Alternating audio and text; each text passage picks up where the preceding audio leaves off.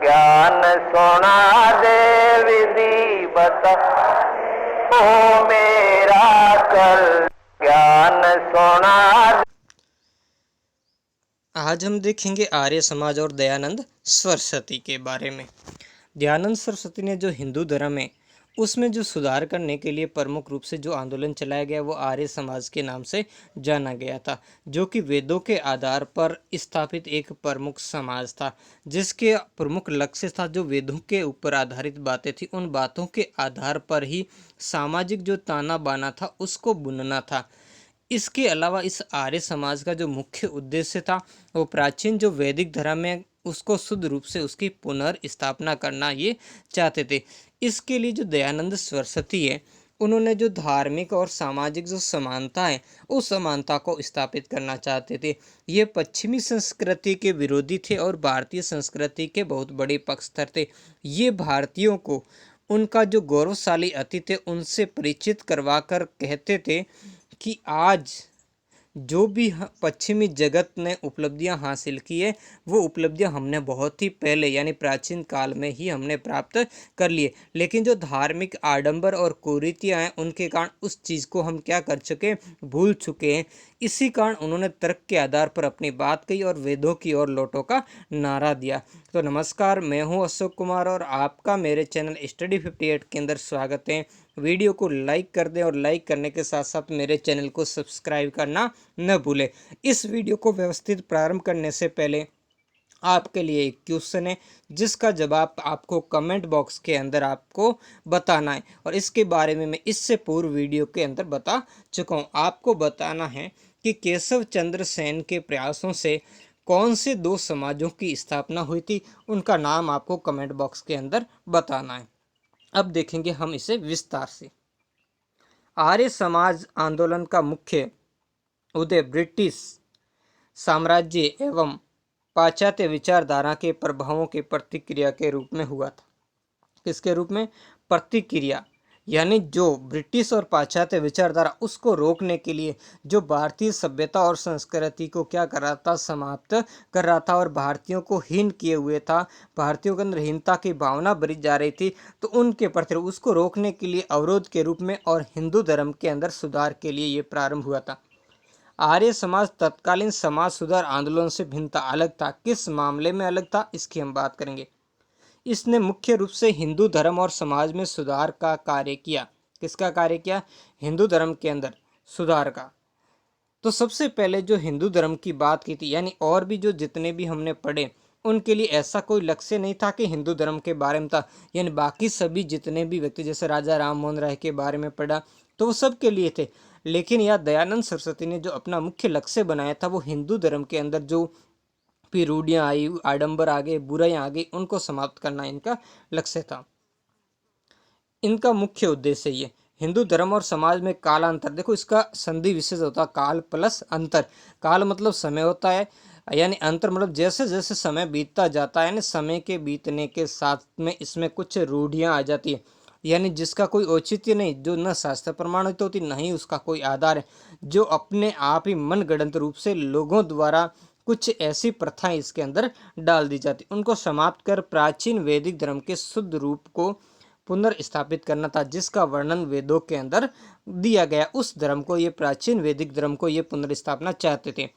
आर्य समाज के संस्थापक स्वामी दयानंद सरस्वती का जन्म, ये ध्यान रखना बहुत ही महत्वपूर्ण है, 1824 ईस्वी के अंदर गुजरात के मोरबी के पास टंकारा गांव के एक ब्राह्मण परिवार के अंदर हुआ था। यानी इनके जो पिताजी थे वो बहुत ही बड़े ब्राह्मण परिवार से संबंधित यानी उच्च परिवार के अंदर इनका जन्म हुआ था। इनके बचपन का नाम, ये भी कई बार कंपटीशन एग्जाम में पूछा गया, मूल शंकर था। इसके बाद में इसको जब दयानंद सरस्वती नाम दिया गया। इनके पिता अंबाशंकर वेदों के विद्वान थे, लेकिन वो कर्मकांड किया करते थे, यानी शिवजी के जो मंदिर थे उसमें ये पुजारी थे। बचपन से ही दयानंद चिंतनशील थे, काफ़ी सारी बातों के ऊपर वो अपना ध्यान लगाया करते थे, और उस समय की जो प्रचलित व्यवस्थाएं थी, धार्मिक आडंबर या रीतियां थी, उनसे ये खुश नहीं थे। तो एक बार इनको क्या हुआ था, इनके पिताजी को कहीं किसी काम से वहाँ मंदिर में नहीं आ पाए, कहीं जाना हो गया, तब उन्होंने दयानंद सरस्वती को वहाँ पर भेजा। तो दयानंद सरस्वती ने क्या देखा कि जो शिवलिंग था उस शिवलिंग के ऊपर एक चूहा चढ़ा हुआ, और जो उसके ऊपर भगत चढ़ा रहे थे चढ़ा हुआ, उसको वो क्या कर रहा था, खा रहा था। तो इसी बात को लेकर के इनके मन में ये बात आ गई कि जब शिवलिंग के ऊपर भी चूहा चढ़ गया, यानी उसकी धारणा यहाँ से हट गई और वो मूर्ति पूजा के क्या हो गए, विरोधी हो गए थे। इसके बाद ये लगभग 15 वर्ष तक ज्ञान की खोज के लिए विभिन्न गुरुओं के पास गए, लेकिन इनकी जो पिपासा वो शांत नहीं हुई। अंत में 1860 में इनकी मथुरा के स्वामी विरजानंद, जो एक अंधे गुरु थे, उनसे भेंट हुई और उनसे इनकी ज्ञान की बात हुई, और स्वामी विरजानंद जी ने इनकी जो ज्ञान की पिपासा थी उस पिपासा को शांत किया, और इसी के फलस्वरूप ये इनके आध्यात्मिक गुरु हुए। स्वामी दयानंद विरजानंद से प्रभावित होकर उनके क्या बन गए, शिष्य बन गए। स्वामी दयानंद सरस्वती ने एक धर्म सुधारक एवं समाज सुधारक के रूप में देश के विभिन्न स्थानों पर इन्होंने क्या किया था, भ्रमण किया था। भ्रमण करके विद्वानों से इन्होंने क्या किया था, शास्त्रार्थ।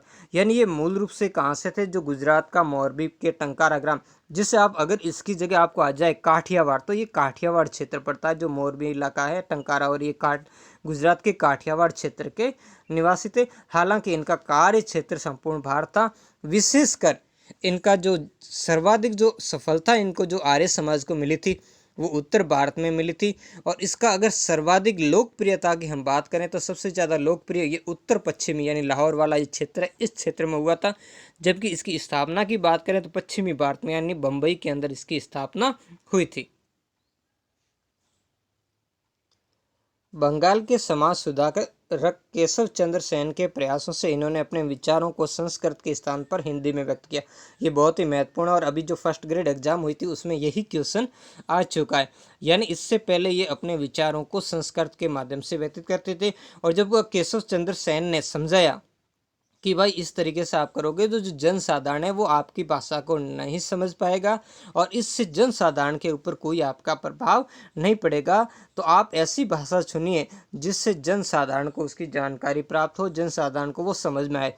तो इसी कारण इन्होंने संस्कृत के स्थान पर जो कौन सी हिंदी भाषा में अपने विचार है उसको व्यक्त करना प्रारंभ किया। दयानंद सरस्वती ने अपने विचारों को हिंदी में लिखी कौन सी पुस्तक थी, सत्यार्थ प्रकाश नामक पुस्तक में भी लिखा। तो आपको ध्यान में रखना है सत्यार्थ प्रकाश का कौन सी भाषा में लिखी गई थी, हिंदी में। इस चीज़ को ध्यान रखना, क्योंकि कहीं मैंने एक गाइड वगैरह थी उसमें लिखा था, उसमें एक क्वेश्चन था जिसमें संस्कृत भाषा का इसका लिखा हुआ था। तो आप चीज़ को थोड़ा ध्यान रखें, व्यक्त कीजिए। दयानंद सरस्वती ने 1875 में बम्बई में आर्य समाज की स्थापना की थी। कब की थी, 10 अप्रैल, इसकी डेट है 10 अप्रैल 1875 को बम्बई में आर्य समाज की स्थापना की, और इसके सिद्धांत व नियम बनाए गए। और बाद में लाहौर में 1877 में आर्य समाज के सिद्धांत पुनः स्थापित किए जाए। एक बार ऐसा क्वेश्चन आज भी चुका है, आपको ऐसा भी पूछा जाए कि लाहौर में आर्य समाज की स्थापना कब हुई थी, तो आपको बताना है 1877 ईस्वी के अंदर। दयानंद सरस्वती और आर्य समाज से संबंधित जो उनके द्वारा किए गए कार्य है वो निम्नलिखित हैं। उन कार्यों के ऊपर हम भी दृष्टि डालेंगे। अब तक उनके बारे में हमने देख लिया कि किस तरीके से उनकी जो बेसिक चीज़ें थी, भूमिका वगैरह वो देखी, उनका जन्म के बारे में, उनके पिताजी क्या है, उन सारी चीज़ों के बारे में देखा। अब हम इनके विचारों के बारे में देखेंगे कि उनके समाज के क्षेत्र में आदि सभी क्षेत्रों में उनका कैसा योगदान रहा था। उसी योगदान के ऊपर हम क्या करेंगे, अभी प्रकाश डालेंगे। तो सबसे पहले हम उसकी तरफ बढ़ेंगे, सामाजिक सुधार। आर्य समाज ने समाज सुधार के कार्य करते हुए सामाजिक समता और समरसता की बात की, यानी सबको ऊंच नीच की भावनाओं को समाप्त करना चाहते थे और सभी प्रेम और भाईचारे से रहे। आर्य समाज ने वर्ण व्यवस्था को जन्म के स्थान पर कर्म के आधार पर माना। यानी वर्ण व्यवस्था जो 4 प्रकार के हमारे वर्ण माने गए, क्षत्रिय, वैश्य, ब्राह्मण और शूद्र, जिसमें सबसे सर्वोच्च स्थिति ब्राह्मणों की मानी गई और सबसे निम्न स्थिति शूद्रों की मानी गई। तो उन्होंने जो अभी ये वर्ण व्यवस्था जो कालांतर के अंदर क्या हो गई थी, ये जन्म आधारित हो गई थी। तो इन्होंने जन्म के आधार पर, वेदों के आधार पर बताया कि वो कर्म आधारित होनी चाहिए। यानी कोई व्यक्ति कौन से वर्ण में रहेगा इसका निर्धारण उसका कर्म करेगा, न कि उसका जन्म करेगा या किस जाति में जन्म हुआ उसके आधार पर। जैसे वर्तमान में ब्राह्मण का बच्चा ब्राह्मण होता है, क्षत्रिय का बच्चा क्षत्रिय कहलाता, वैसे नहीं। इन्होंने कहा था जो जैसा कार्य करेगा, जैसे प्रारंभिक समय में राजा जनक थे, है ना, वो क्षत्रिय होते हुए थे भी क्या थे, ब्राह्मण थे, क्योंकि वो क्या कहते ज्ञान के महान विद्वान हुआ करते थे। ऐसे और भी बहुत सारे हैं, जैसे परशुराम जी थे, तो वो जन्म से ब्राह्मण होते हुए भी उनका कर्म क्या था, क्षत्रिय था, तो वो क्षत्रिय वर्ण के रूप में, तो इस तरीके से बातों के ऊपर ये मानते थे कि भाई वर्ण है, वर्ण की जो व्यवस्था है वो जाति आधार पर न होकर के कर्म के आधार पर होनी चाहिए। इन्होंने जाति प्रथा और छुआछूत का विरोध किया। आप कमेंट बॉक्स में बताइए कि छुआछूत का वर्णन हमारे संविधान के कौन से भाग के अंदर किया गया। इसके अलावा उन्होंने स्त्रियों की जो स्थिति है उसको सुधारने का प्रयास किया, और स्त्रियों मुख्य रूप से बाल विवाह यानी छोटी उम्र में ही लड़कियों का क्या कर दिया जाता था, विवाह कर दिया जाता था।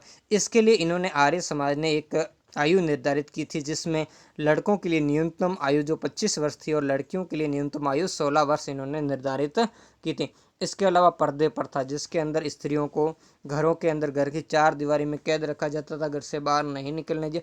अगर बाहर चली भी जाती थी तो उनके जिस गाड़ी या वाहन में चली जाती थी उसके चारों ओर पर्दा लगाया जाता था। इस तरीके की व्यवस्था का इन्होंने विरोध किया। इसके अलावा जो दहेज प्रथा है, जो वर्तमान समय में सबसे बड़ा, आज जितना भी शिक्षित समाज हो रहा है उसके मुकाबले ये दहेज प्रथा उतनी ही ज़्यादा बढ़ती जा रही है, जिसमें वधू का एक मूल्य किया जाता है और समाज के अंदर ये कष्टों का सबसे बड़ा कारण है। इसके अलावा बहुविवाह, एक से अधिक पत्नियां रखना आदि सामाजिक बुराइयों को समाप्त करने का इन्होंने प्रयास किया। विधवा स्त्रियों की स्थिति सुधारने के लिए भी इन्होंने प्रयास किए, और इसके लिए उन्होंने विधवा आश्रम भी स्थापित किए, ताकि विधवाओं की स्थिति क्या है, अच्छी की जाए, उसका स्तर उठाया जाए, उन्हें सक्षम बनाया जा सके। स्त्री और पुरुषों की समान बात की थी, यानी उन्होंने समानता की बात की कि स्त्री और पुरुष दोनों एक समान स्तर होना चाहिए, दोनों में कोई भेद नहीं है। जैसे कि आज अब हम देखते हैं कि इतने आधुनिक समय आ गया, फिर भी जैसे ऊपर देखिए दहेज प्रथा जैसी कुरायाँ, और स्त्री पुरुषों के अंदर हर क्षेत्र के अंदर जो भेदभाव किया जाता है, इस भेदभावों को हमारे वेदों के आधार पर निरर्थक बताया गया है। स्त्री शिक्षा के क्षेत्र में भी इन्होंने कार्य किए। दयानंद सरस्वती ने वेदों के आधार पर बताया कि क्षुद्रों और स्त्रियों को वेद पढ़ने और यज्ञोपवीत धारण करने की मनाही नहीं है, यानी वे भी इसे धारण कर सकती है। और जबकि बाकी अब तो क्या है, स्त्रियां यज्ञोपवीत नहीं धारण कर सकती, वो वेद नहीं पढ़ सकती, वैसे शूद्रों के बारे में। और आज भी कई ऐसे धर्म हैं जिनके अंदर ये माना गया है कि स्त्रियां मोक्ष प्राप्त नहीं कर सकती, स्त्रियां भक्ति नहीं कर सकती, आज कई सारी चीज़ें हैं जो इनका इन्होंने उस समय विरोध किया था। उन्होंने कहा था कि जिन हिंदू रीति रिवाज, परंपराओं और मान्यताओं की अनुमति कौन नहीं देता, हमारे वेद नहीं देते, उन सभी को हमें क्या करना चाहिए, त्याग देना चाहिए। बिल्कुल उन्होंने वेदों को ही सर्व प्रमुख माना और कहा कि वेदों के विरुद्ध अगर कोई बात है तो उस बात को मानने योग्य नहीं है। यानी उन्होंने जो अपनी बात थी उस तर्क के आधार पर उन्होंने अपनी बात को सिद्ध किया था, और इसी आधार पर उन्होंने जो हिंदुओं की जो रूढ़िवादिता है, उनकी जो जातिगत कठोरता है या अस्पृश्यता है, मूर्ति पूजा है, कर्मकांड है, पुरोहितवाद है, चमत्कार जैसी चीज़ें, इनमें इन्होंने विश्वास नहीं किया। इसके अलावा जीव हत्या है, और उस समय हिंदुओं को कूप मंडूक बनाने के लिए जो समुद्री यात्रा पर रोक लगा दी गई थी हमारे धार्मिक ठेकेदारों ने। इसके अलावा पुरोहित लोग श्राद्ध आदि निकालकर कितनी सारी बातें किया करते थे, उनकी इन्होंने कड़ी आलोचना की। और इसके साथ में इन्होंने पुराणों की भी आलोचना की, और इन्होंने यहाँ तक कहा पुराणों के बारे में कि ये पुराणों की रचना तो स्वार्थी अज्ञानी पुरोहितों ने की है, और इसने क्या कर दिया, हिंदू धर्म को दूषित कर दिया। तो इस तरीके से बहुत सारी बातें इन्होंने इस क्षेत्र के अंदर की हैं। अब इनके देखेंगे धार्मिक विचार। धार्मिक क्षेत्र में दयानंद सरस्वती ने न केवल हिंदू धर्म में कालांतर में आई त्रुटियों को सुधारने का प्रयास किया, बल्कि ईसाई और इस्लाम मजहब में व्याप्त बुराइयों को भी इन्होंने क्या किया था, उजागर किया था। दयानंद सरस्वती ने वेद को हिंदू धर्म का क्या करते थे, ये वास्तविक आधार मानते थे, यानी वेद ही हिंदू धर्म के वास्तविक आधार है, और वेदों के विरुद्ध किसी भी बात को वो सत्य नहीं मानते थे। शुद्ध वैदिक परंपरा में विश्वास करते थे। उन्होंने कहा वेदों की ओर लौट चलो। ये कंपटीशन एग्जाम की दृष्टि से बहुत ही महत्वपूर्ण है कि वेदों की ओर लौट चलो का नारा किसने दिया था। वे वेद को ईश्वर प्रेरित यानी मानव रचित नहीं, ईश्वर द्वारा प्रदत्त मानते थे। वेद को ईश्वरीय ज्ञान मानने के साथ उन्होंने कहा कि वैदिक जो मंत्रों की व्याख्या है वो तरक्की कसौटी पर कस करके विवेक से होनी चाहिए, न कि मनगढ़ंत तरीके से। तो इस तरीके से उनके विचार उस अपने समय काल में काफी क्रांतिकारी थे। उनका तर्क था, क्या तर्क था, आप इस तर्क को देखिए। उनका तर्क था कि वेद की भाषा अत्यंत प्राचीन है, इस पर जो भाष्य बाद में लिखे गए उन सब यानी वो सब क्या हो, वे सब सत्य हो, यह आवश्यक नहीं है, क्योंकि समय के अनुसार किसी व्यक्ति ने लिखे तो उसने साथ साथ में अपने विचारों को भी उसके अंदर समाहित कर लिया। इस कारण उसमें से काफ़ी सारी चीज़ों का घालमेल हो गया है। दयानंद सरस्वती और आर्य समाज ने बहुदेववाद यानी एक से अधिक देवताओं की पूजा करना, अवतारवाद यानी ये अवतार को नहीं मानते थे। इनके अनुसार राम और कृष्ण महापुरुष थे, न कि ईश्वर के अवतार, यानी ये इनके अनुसार ईश्वर का अवतार नहीं होता, यानी ईश्वर ने इनका ईश्वर निराकार था और ये उसकी मूर्ति रूप में उसकी पूजा नहीं हो सकती थी। इसके अलावा ये मूर्ति पूजा के विरोधी थे। पशु बलि यानी जो जीव हत्या थी उसमें आदि में ये विश्वास नहीं करते थे। कर्म कांडों अंधविश्वासों का भी इन्होंने क्या किया था, विरोध किया था। विभिन्न प्रकार के धार्मिक कर्म कांड जो किए जाते हैं उनको इन्होंने नृत्य और विभिन्न प्रकार के अंधविश्वास कर्म कांड और अंधविश्वासों से वर्तमान समय का जो शिक्षित और आधुनिक समाज बहुत बुरी तरीके से जकड़ा हुआ है। इन्होंने ईश्वर को निराकार, सर्वशक्तिमान, सर्वव्यापक माना और शुद्धि आंदोलन के माध्यम से आर्य समाज ने मतांतरित यानी जो हिंदू धर्म छोड़ चुके थे उन लोगों को वापस पुनः हिंदू धर्म के अंदर शामिल करना चाहते थे। यानी जिन भी हिंदुओं ने किसी दबाव या डर से हिंदू धर्म को छोड़ दिया था उन्हें वापस हिंदू धर्म के अंदर शामिल करना चाहते थे। तो इस तरीके से इनकी ये जो बातें थी, यानी इनका जो ईश्वर है वो क्या था, निराकार था, सर्वव्यापक था, वो ईश्वर का कोई अवतार नहीं था। ये आत्मा को अमर मानते थे और कहते थे कि आत्मा ही बार बार शरीर को धारण करती है और शरीर को छोड़ती है और बाकी ऐसी कोई बात नहीं है। बाकी स्वार्थी जो ब्राह्मण लोग हैं इन्होंने केवल अपनी रोजी रोटी के लिए श्राद्ध आदि करवाया जाता है, जो कि वेद आदि के आधार पर निरर्थक है, गलत है। इन सारी बातों में कोई विश्वास नहीं है और हिंदू धर्म को बांट दिया। इन बंटवारे को ये समाप्त करने का कार्य इन्होंने किया था। अगला हम देखेंगे इनके राजनीतिक विचार।